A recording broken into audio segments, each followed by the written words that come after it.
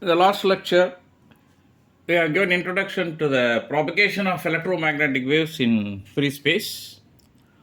For the propagation of electromagnetic waves in free space, Maxwell's field equations are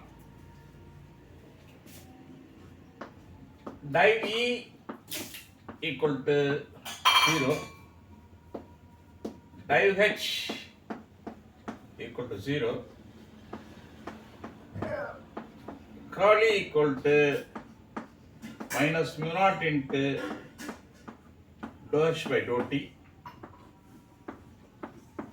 curl H equal to epsilon naught into dou E by dou T. So these are all the required Maxwell's field equations for the propagation of electromagnetic waves in free space. Now we have to write the curl value of equation 3. If you take the curl of equation 3, you may get a relation del square E minus mu naught epsilon naught dou square E by dou T square is equal to 0. This one is equation A. Curl of equation 3 gives this relation. We talked more about the same in the last lecture. From the curl of equation 4, we can get another one relation. That is del square H minus mu naught epsilon naught dou square H by dou T square is equal to 0. Now we have to develop the plane wave solutions for these two equations. The plane wave solutions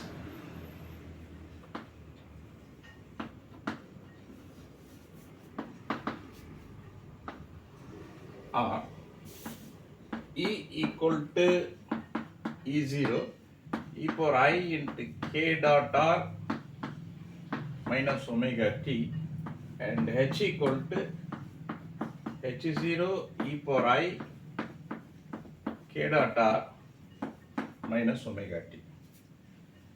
Using these plane wave solutions, now we have to modify these relations. Maxwell's field equations are to be modified. For that, replace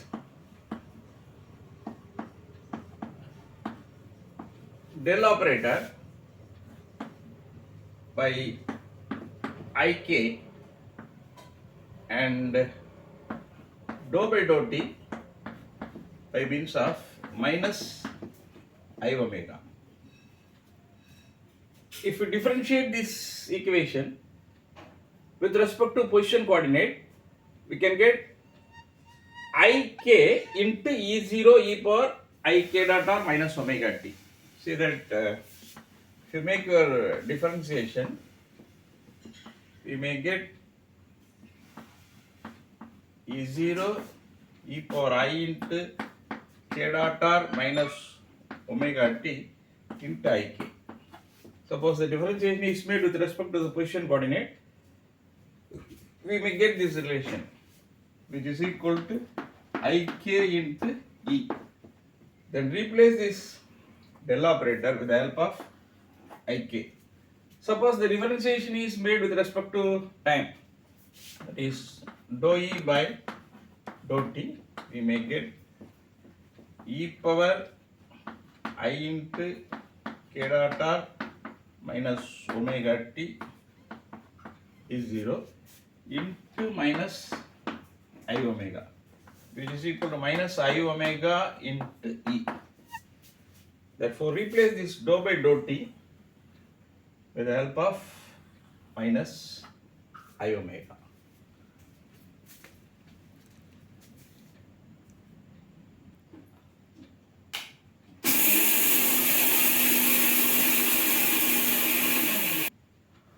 Now the field equations become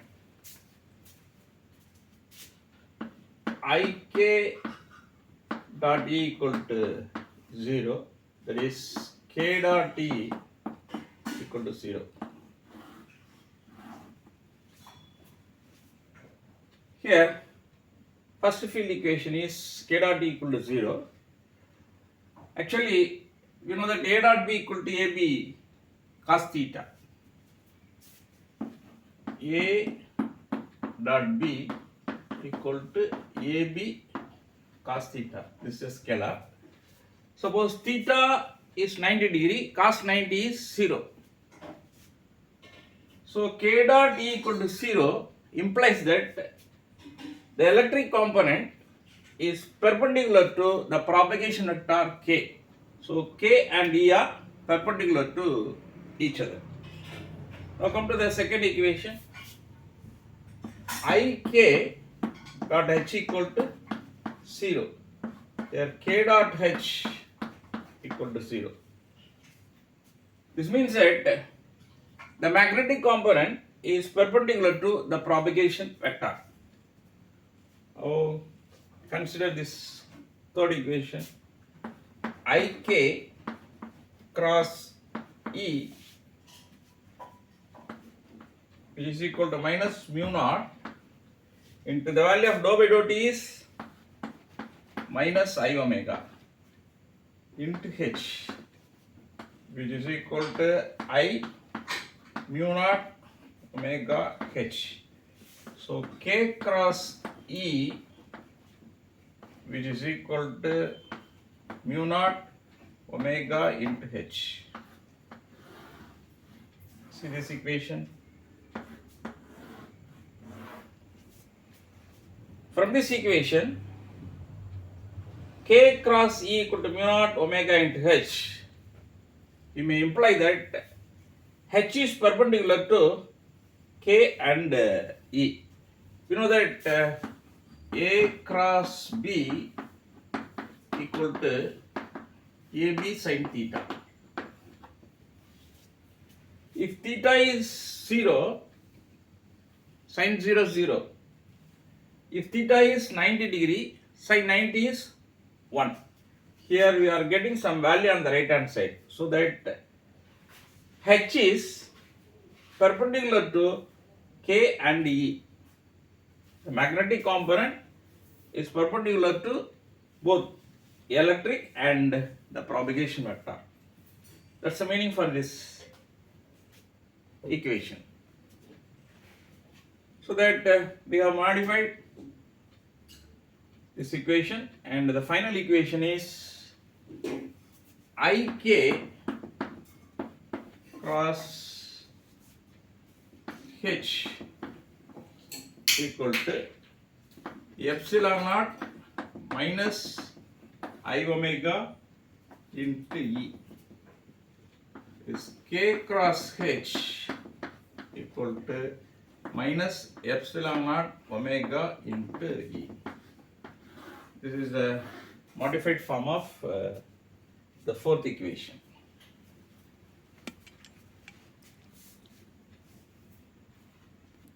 With the help of these equations, we may conclude that in an electromagnetic wave, the electric and magnetic field components are perpendicular to each other and perpendicular to the direction of propagation. From the equation k cross E equal to mu naught omega into h, the value of h is k cross E divided by mu naught into omega, which is equal to k into n cap cross E divided by mu naught into omega. You know that propagation vector k equal to 2 pi by lambda, but v equal to mu lambda. Therefore, mu equal to v by c lambda equal to v by mu. K equal to 2 pi by v into nu, which is equal to omega by v.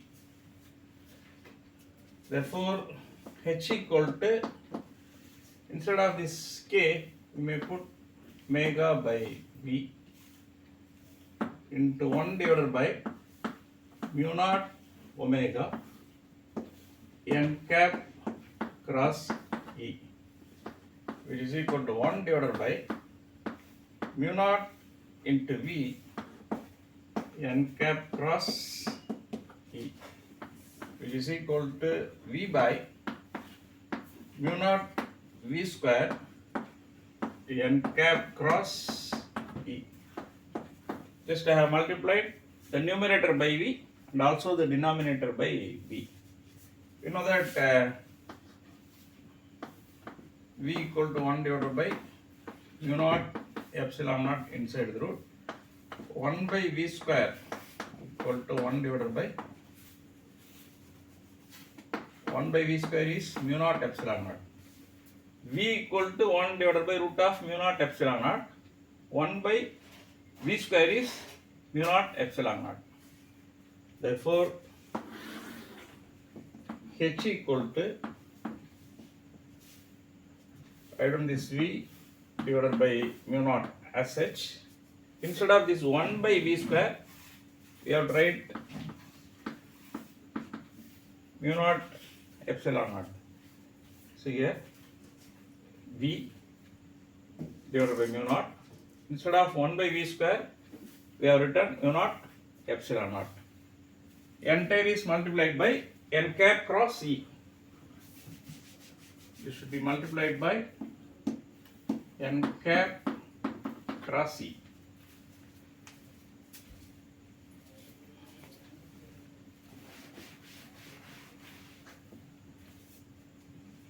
See, H equal to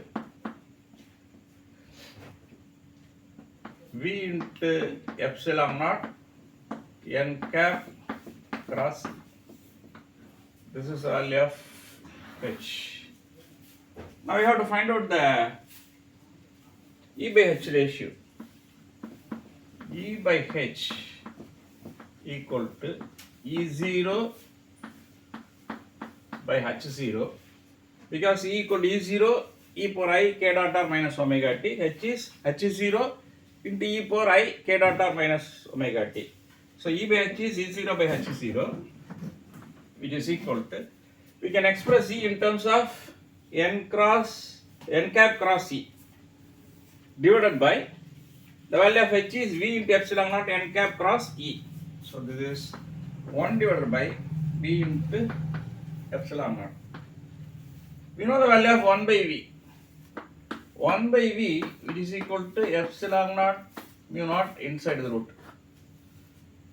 So mu naught epsilon naught whole divided by this epsilon naught, which is equal to mu naught by epsilon naught inside the root, which is called as impedance Z0. Z0 equal to mu naught divided by epsilon naught. This is impedance, which is a real positive quantity, which means that electric and magnetic field components are in phase. In phase means, suppose E is maximum, H is also having maximum. Suppose E is minimum, H is also minimum.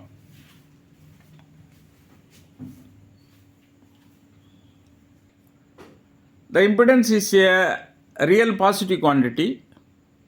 This means that E and H are in phase, that is, when E is maximum, H is also maximum.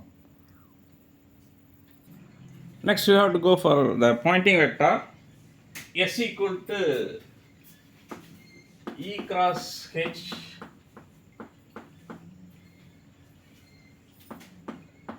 is E cross, the value of H is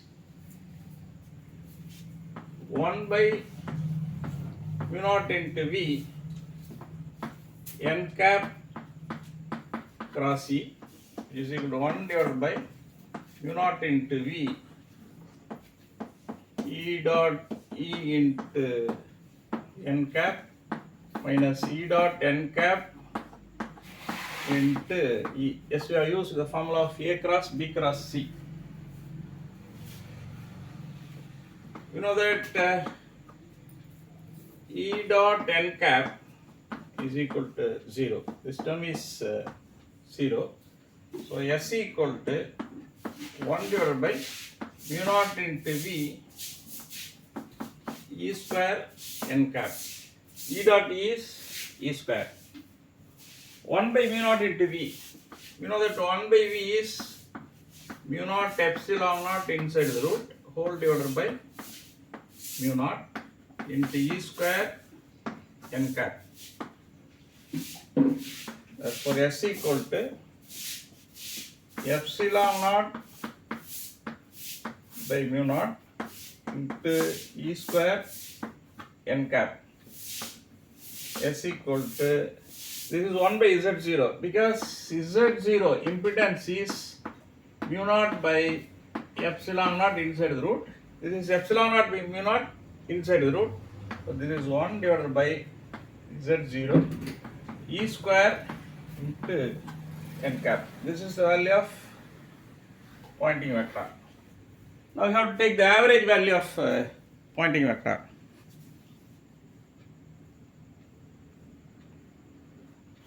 The average value of the pointing vector is 1 by Z0 average value of E square into n cap. The average value of E square is E0 square by 2, which is equal to E0 by root 2 into E0 by root 2. E0 by root 2 is ERMS. Therefore, average value of the pointing vector is equal to 1 by Z0 E square RMS into n cap. Now we may say that the energy flow is along the direction of propagation with the speed of light. The conclusion is the flow of energy is along the direction of propagation at the speed of light. This is the conclusion we have to provide for the average value of pointing energy. Next we have to find out the ratio of electrostatic energy density and magnetostatic energy density. The value of U suffix E, electrostatic energy density, is 1 by 2 epsilon naught E square, whereas the value of magnetostatic energy density is 1 by 2 mu naught H square. This is equal to epsilon naught E square divided by mu naught H square. You know the value of E by H. E by H is mu naught by epsilon naught inside the root. Therefore, UE divided by UM, which is equal to epsilon naught by mu naught. E square by H square is mu naught by epsilon naught, which is equal to 1. That is UE equal to UM. Electrostatic energy density is equal to magnetostatic energy density. This is the conclusion we have to provide for this. Now read out the conclusion. The electrostatic energy density is equal to the magnetostatic energy density.